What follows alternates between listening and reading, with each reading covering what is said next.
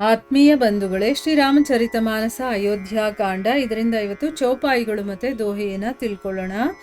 ಅಬ್ ಅತಿ ಕೀನ್ ಹೆಹು ಭರತ್ ಭಲ್ तुम्ह ही उचित मत ये हूँ सकल सुमंगल मूल जग रघुबर चरण सने हूँ सो तुम्हार धनु जीवन प्राणा भूरि भाग को तुम्ह ही समाना यह तुम्हार आचरजु न ताता दशरथ सुवन राम प्रिय भ्राता सुनहु भरत रघुबर मन माही प्रेम पात्र तुम्ह सम कोवु नाही लखन राम सीत ही अति प्रीति निसी सब तुम्ह ही सराहत बीती जाना मरमु नहात प्रयागा मगन हो ही तुम्हरे अनुरागा तुम्ह पर अस सनेहु रघुबर के सुख जीवन जग जस जड़ नर के यह न अधिक रघुबीर बड़ाई प्रणत कुटुंब पाल रघुराई तुम्ह तौ भरत मोर मत ये हूँ धरे देह जनु राम सने हूँ. ಇವು ಚೌಪಾಯಿಗಳು ಮತ್ತೆ ದೋಹೆ. ಈಗ ಇದರ ಅರ್ಥವನ್ನ ತಿಳ್ಕೊಳ್ಳೋದಕ್ಕೆ ನಾವು ಪ್ರಯತ್ನ ಮಾಡೋಣ. ಇಲ್ಲಿ ತುಳಸಿದಾಸರು ಹೇಳ್ತಾರೆ, ಭರತನಿಗೆ ಮುನಿಗಳು ಸಮಾಧಾನದ ಮಾತುಗಳನ್ನ ಹೇಳ್ತಾ ಇದ್ದಾರೆ. ನೀನು ನಿನ್ನ ತಂದೆ ಕೊಟ್ಟಂತ ರಾಜ್ಯವನ್ನ ಆಳಿದ್ರೂ ಕೂಡ ನಿನಗೆ ದೋಷ ಅನ್ನೋದು ತಟ್ತಾ ಇರಲಿಲ್ಲ. ಅದನ್ನ ಕೇಳಿ ಶ್ರೀರಾಮಚಂದ್ರ ಕೂಡ ಸಂತೋಷ ಪಡ್ತಾ ಇದ್ದ. ಯಾಕಂದ್ರೆ ತಂದೆಯ ಮಾತನ್ನ ನಡೆಸ್ಕೊಡ್ತಾ ಇದ್ದಾನೆ ನನ್ನ ತಮ್ಮ ಅಂತ ಅವನು ಇನ್ನೂ ಖುಷಿ ಪಡ್ತಾ ಇದ್ದ. ಆದ್ರೆ ಭರತ, ಈಗ ನೀನು ಮಾಡಿದ್ದು ತುಂಬಾ ಒಳ್ಳೇದೇ ಆಯ್ತು. ಹಾಗ ಮಾಡಿದ್ದಿದ್ರು ಕೂಡ ನಿನಗೆ ಒಳ್ಳೇದೇ ಆಗ್ತಿತ್ತು. ಆದ್ರೆ ನೀನ್ ಈಗ ಮಾಡಿದ್ಯಲ್ಲ, ಇದು ನಿನಗೆ ಒಳ್ಳೇದೇ ಆಗಿದೆ. ಏನು ಮಾಡಿದಾನೆ ಅವನು?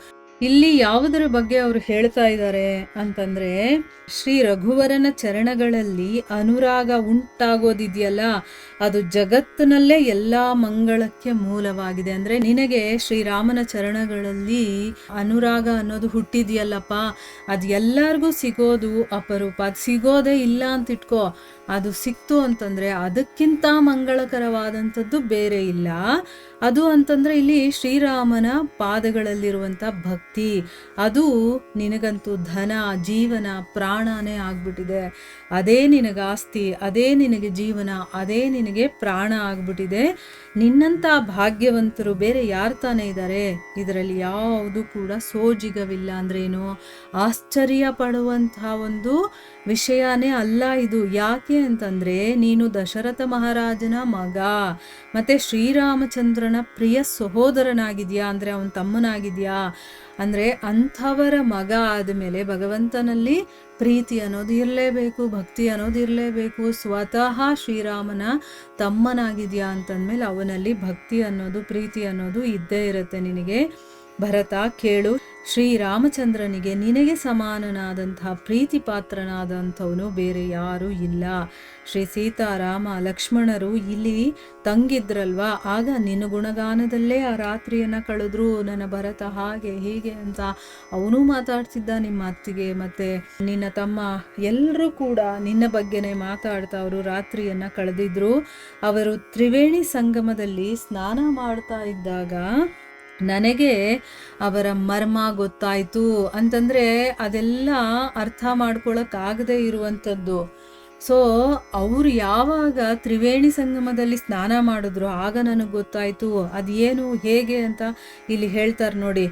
ಅಂದ್ರೆ ಪ್ರಯಾಗದಲ್ಲಿ ಶ್ರೀರಾಮ ಸ್ನಾನ ಮಾಡಬೇಕಾದ್ರೆ ಕೆಲವೊಂದು ಸಂಕಲ್ಪಗಳನ್ನ ಹೇಳ್ಕೊಳ್ತಾರಲ್ಲ, ಆ ಸ್ನಾನ ಸಂಕಲ್ಪವನ್ನ ಹೇಳ್ಕೋಬೇಕಾದ್ರೆ ಭರತ ವರ್ಷೆ ಭರತ ಕಂಡೆ ಅಂತ ಉಚ್ಚಾರಣೆ ಮಾಡಿದಾಗ ಭರತ ಭರತ ಅಂತ ಮತ್ತೆ ಮತ್ತೆ ಹೇಳ್ತಾ ನಿನ್ನ ಪ್ರೇಮದಲ್ಲಿ ಮಗ್ನನಾಗಿ ಅವನು ಗಂಗೆಯಲ್ಲಿ ಮುಳುಗ ಹಾಕದ. ಆಗ ನನಗೆ ಗೊತ್ತಾಯ್ತು ನಿನ್ನ ಮೇಲೆ ಅವನಿಗೆ ಎಷ್ಟು ಪ್ರೀತಿ ಇದೆ ಅಂತನ್ಬಿಟ್ಟು ಅಂತ ಹೇಳ್ತಾರೆ.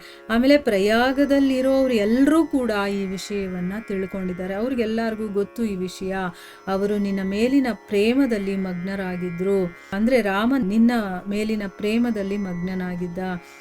ಮೂರ್ಖ ವಿಷಯಾಸಕ್ತನಿಗೆ ಅಂದ್ರೆ ಇಲ್ಲಿ ಒಂದು ಎಕ್ಸಾಂಪಲ್ಗಳನ್ನ ಕೊಟ್ಟು ಹೇಳ್ತಾ ಇದ್ದಾರೆ. ಮೂರ್ಖನಾಗಿರುವಂತವನು, ಅವನು ವಿಷಯಗಳ ಆಸಕ್ತಿ ಅವನಲ್ಲಿ ಜಾಸ್ತಿ ಇರುತ್ತೆ. ಅಂದ್ರೆ ಏನು, ಈ ಸಂಸಾರದಲ್ಲಿ ಸುಖಮಯವಾದಂತಹ ಜೀವನದ ಬಗ್ಗೆ ಅವನಿಗೆ ಆಸಕ್ತಿ ಯಾವ ರೀತಿ ಇರುತ್ತೋ ಈಗ ಐಹಿಕ ಪ್ರಪಂಚದಲ್ಲೇ ಮುಳುಗಿರ್ತಾನಲ್ಲ ಅವನನ್ನು ಮೂರ್ಖ ಅಂತ ಹೇಳ್ತಾರೆ, ಮತ್ತು ವಿಷಯಾಸಕ್ತದಲ್ಲಿ ಮುಳುಗಿರೋನು ಅಂತ ಹೇಳ್ತಾರೆ. ಅಂಥವನಿಗೆ ಯಾವುದರಲ್ಲಿ ಇಂಟ್ರೆಸ್ಟ್ ಇರುತ್ತೆ ಹೇಳಿ?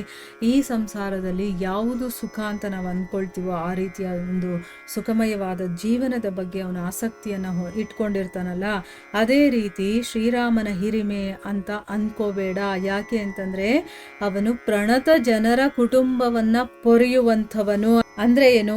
ಶ್ರೀರಾಮನ ಮಹಿಮೆ ಮತ್ತು ಐಹಿಕ ಪ್ರಪಂಚದಲ್ಲಿರುವಂಥ ಆಸಕ್ತಿ ಆ ರೀತಿ ಅಲ್ಲಪ್ಪ, ಅದೇ ಬೇರೆ ಇದೇ ಬೇರೆ. ಆದರೂ ಕೂಡ ಇಲ್ಲಿ ಎಕ್ಸಾಂಪಲ್ ನಮ್ಗೆ ಅರ್ಥ ಆಗಲಿ ಅಂತ ಹೇಳೋದಕ್ಕೆ ಹೇಳ್ತಾ ಇರೋದು. ನಮಗೆ ಹೇಗೆ ಈ ಐಹಿಕ ಪ್ರಪಂಚದಲ್ಲಿ ಒಂದು ಆಸಕ್ತಿ ಇದೆಯೋ ಆ ರೀತಿ ಶ್ರೀರಾಮನಲ್ಲಿ ಇರಬೇಕು ಅಂತಂದ್ಬಿಟ್ಟು ಇಲ್ಲಿ ಇನ್ನೊಂದು ಎಕ್ಸಾಂಪಲ್ ಏನು ಹೇಳ್ಬೋದು ಅಂತಂದರೆ, ಶ್ರೀರಾಮಕೃಷ್ಣ ಪರಮಹಂಸರು ಇರ್ತಾರಲ್ಲ, ಅವರು ಯಾವಾಗಲೂ ಹರಿನಾಮದಲ್ಲಿ ನಮಗೆ ಯಾವ ರೀತಿ ಆಸಕ್ತಿ ಇರಬೇಕು ಅನ್ನೋದಕ್ಕೆ ಎಕ್ಸಾಂಪಲ್ ಕೊಡೋದು ಏನು ಅಂತಂದರೆ, ಈಗ ಒಬ್ಬ ಕುಡುಕನಿಗೆ ಆ ಮಧುಶಾಲೆ ಇರುತ್ತಲ್ಲ ಅದರಲ್ಲಿ ಎಷ್ಟು ಆಸಕ್ತಿ ಇರುತ್ತೋ ಆ ರೀತಿ ನಮ್ಗೆ ಆಸಕ್ತಿ ಇರಬೇಕು. ಈಗ ಒಬ್ಬ ಕುಡುಕ ಇರ್ತಾನೆ, ಅವನಿಗೆಲ್ಲಾದರೂ ಒಂದು ಕಡೆ ಪಾರ್ಟಿ ನಡೆಯುತ್ತೆ ಅಂತ ಹೇಳಿಬಿಡಿ, ಅವನು ಎಲ್ಲವನ್ನ ಬಿಟ್ಟು ಆ ಸಮಯಕ್ಕೆ ಸರಿಯಾಗಲ್ಲ ಅಟೆಂಡ್ ಆಗ್ತಾನೆ, ಮತ್ತು ಅದರ ಎಂಜಾಯ್ಮೆಂಟನ್ನು ತಗೊಳ್ತಾನಲ್ವ. ಅದೇ ರೀತಿ ಯಾರು ಭಕ್ತರಾಗಿರ್ತಾರೋ, ಯಾರು ಭಗವಂತನ ಒಂದು ನಶೆಯಲ್ಲಿ ಮುಳುಗಿರ್ತಾರೋ ಅವ್ರಿಗೇನು ಅಂತಂದರೆ, ಎಲ್ಲಿ ರಾಮನಾಮ ನಡೆಯುತ್ತೆ, ಎಲ್ಲಿ ರಾಮನ ಕತೆ ನಡೆಯುತ್ತೋ ಅಲ್ಲವರು ಬಿಡದೆ ಹೋಗ್ಬಿಡ್ತಾರೆ. ಆದರೆ ಯಾರಲ್ಲಿ ಈ ಒಂದು ಪ್ರಪಂಚದ ಆಸಕ್ತಿ ಇರುತ್ತೋ ಅವ್ರಂಥ ಕಡೆಗೆ ಹೋಗೋದಕ್ಕೆ ಇಷ್ಟನೇ ಪಡೋದಿಲ್ಲ. ನೀವು ಎಷ್ಟಾದರೂ ಎಳ್ಕೊಂಡು ಬಂದು ಕೂರಿಸಿದ್ರು ಅವ್ರು 5 ನಿಮಿಷದ ಮೇಲೆ ಕೂತ್ಕೊಳ್ಳೋಕ್ಕಾಗಲ್ಲ ಅವ್ರಿಗೆ. ಅದಕ್ಕೆ ರಾಮಕೃಷ್ಣ ಪರಮಹಂಸರು ಎಕ್ಸಾಂಪಲ್ ಕೊಟ್ಟು ಹೇಳ್ತಾರೆ, ಕುಡುಕನಿಗೆ ಹೇಗೆ ಮಧುಶಾಲೆಯ ಮೇಲೆ ಒಂದು ಅಟ್ಯಾಚ್ಮೆಂಟ್ ಇರುತ್ತೋ ಅಥವಾ ಆ ಆಸಕ್ತಿ ಅವನಲ್ಲಿರುತ್ತೋ ಆ ರೀತಿ ನಮಗೆ ಭಗವಂತನಲ್ಲಿ ಆಸಕ್ತಿ ಇರಬೇಕು. ಅವನ ವಿಷಯ, ಅವನ ಒಂದು ಪ್ರವಚನಗಳು ಎಲ್ಲಿ ನಡೆಯುತ್ತೋ ಅಲ್ಲಿ ಹೋಗಬೇಕು ಅಂತ ತಂತಾನಾಗ ಅದನ್ನು ಎಳ್ಕೊಂಡು ಹೋಗಬೇಕು ನಮ್ಮ ಮನಸ್ಸು ಆ ರೀತಿ ಇರಬೇಕು. ಈಗ ಕುಡುಕರು ಹೇಗೆ ಹೇಳ್ತಾರೆ ಅಂತಂದರೆ, ನಾನು ಸೈಕಲ್ ಮೇಲೆ ಹತ್ತಿದ್ರೆ ಅದು ಡೈರೆಕ್ಟಾಗಿ ನನ್ನನ್ನು ಹೆಂಡವನ್ನು ಮಾರುವಂಥ ಅಂಗಡಿ ಮುಂದೆನೇ ತೊಗೊಂಡೋಗಿ ನಿಲ್ಲಿಸ್ಬಿಡುತ್ತೆ, ತಂತಾನಾಗೆ ನಿಲ್ಲಿಸುತ್ತೆ ಅಂತ ಹೇಳ್ತಾರೆ. ಇವರೇ ಹೋಗೋದು.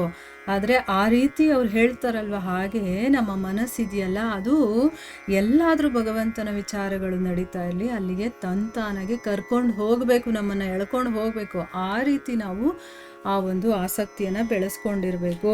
ಆ ವಿಷಯವನ್ನು ಇಲ್ಲಿ ಹೇಳ್ತಾ ಇದ್ದಾರೆ. ಭರತ, ನೀನು ಮೈವೆತ್ತ ಶ್ರೀರಾಮನ ಪ್ರೇಮಾವತಾರ ಅಂತ ನನ್ನ ಅಭಿಪ್ರಾಯ ಅಂತ ಇಲ್ಲಿ ಮುನಿಗಳು ತಮ್ಮ ಅಭಿಪ್ರಾಯವನ್ನು ಹೇಳ್ತಾ ಇದ್ದಾರೆ. ಅಂದರೆ ಏನು? ಶ್ರೀರಾಮನ ಪ್ರೀತಿ ಇದೆಯಲ್ಲ ಅದೇ ಒಂದು ರೂಪವನ್ನು ತಗೊಂಡು ನನ್ನ ಮುಂದೆ ನಿಂತಿದೆ ಅಂತ. ಅಂದರೆ ಭರತನೇ ರಾಮನ ಪ್ರೀತಿಯ ಒಂದು ಅವತಾರ ಅಂತ ಅಂದ್ಬಿಟ್ಟು ಹೇಳ್ತಾ ಇದ್ದಾರೆ. ಇದು ನನ್ನ ಅಭಿಪ್ರಾಯ ಕಣಪ್ಪ ಅಂತಂದ್ಬಿಟ್ಟು ಭರತನಿಗೆ ಅಷ್ಟು ಶ್ರೇಷ್ಠವಾದಂಥ ಒಂದು ಸ್ಥಳವನ್ನು ಕೊಟ್ಟು ಹೇಳ್ತಾ ಇದ್ದಾರೆ. ಅಂದರೆ ಅವನು ಹಾಗಿರೋನು. ಆದರೆ ನಾವು ಐಹಿಕದಲ್ಲಿ ಮುಳುಗಿರುವಂಥವ್ರಲ್ವ, ಅದಕ್ಕೆ ನಮ್ಗೆ ಅದ್ರ ವ್ಯಾಲ್ಯೂ ಏನು, ಅವನ ಒಂದು ವಿಶೇಷತೆ ಏನು ಅನ್ನೋದು ನಮಗೆ ಗೊತ್ತಾಗ್ತಾ ಇಲ್ಲ. ಆದರೆ ಇಲ್ಲಿಂದ ನಾವು ತಿಳ್ಕೋಬೇಕು ಆ ಮುನಿಗಳು ಯಾವ ರೀತಿ ಭರತನನ್ನು ಅರ್ಥ ಮಾಡ್ಕೊಂಡಿದ್ದಾರೆ ಅಂತಂದ್ಬಿಟ್ಟು. ಇಲ್ಲಿಗೆ ನಾವು ನಿಲ್ಲಿಸೋಣ. ಹರೇ ಕೃಷ್ಣ.